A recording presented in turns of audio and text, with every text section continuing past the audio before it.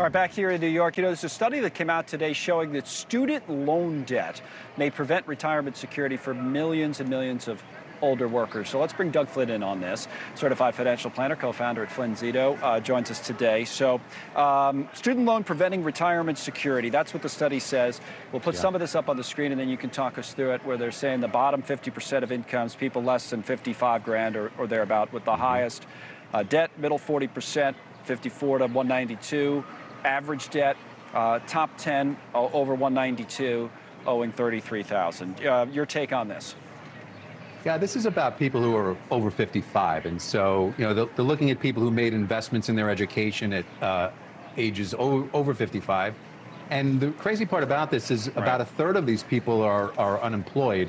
And so a lot of them maybe didn't finish school. So they're carrying this debt and they didn't get that bump that you would expect to get from finishing your degree. So it's creating a burden on them in their later years when they don't really have a lot of years left to save for retirement.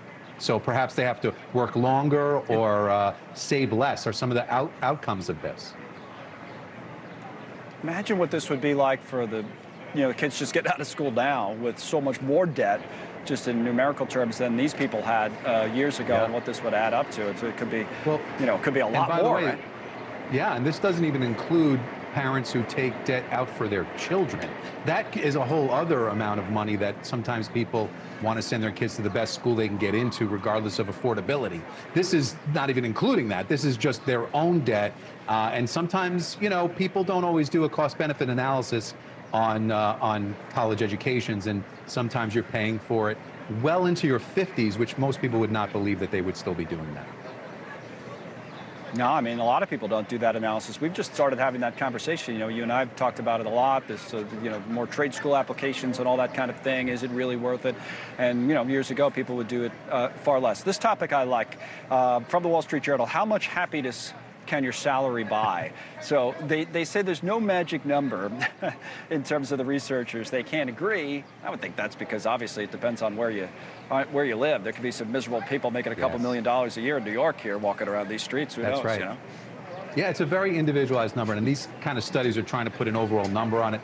They came up with a number like 75,000 in 2010, which equates to about $110,000 today, where beyond that, you're getting a diminished return for that extra bit of income. You get less and less happiness per. But I have to tell you, it really comes down to the individual.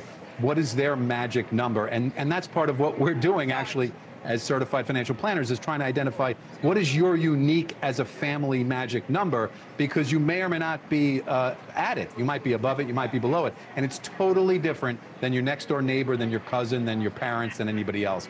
And so it's hard to punch this into a study, but at the end of the day, I always think, more money's less, more money's better than less, and that's kind of the feeling, is people tend to be a little bit happier when their basic necessities are covered, and those extras become more of a choice. I want to get a new car, not I have to get a new car because my old one died. Those kinds of decisions become better when you have a little bit more money. So it's hard to put into a number in a study, I think.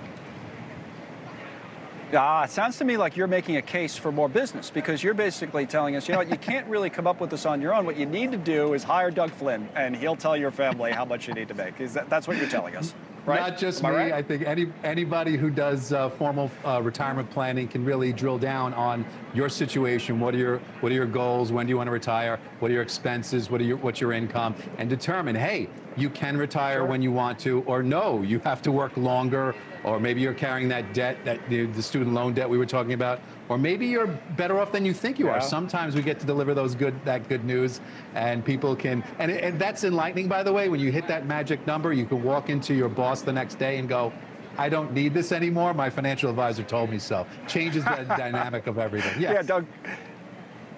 Thanks so much for watching. Just go to joinnn.com to find NewsNation on your television provider. And don't forget to click the red subscribe button below to get more of NewsNation's fact-driven, unbiased coverage.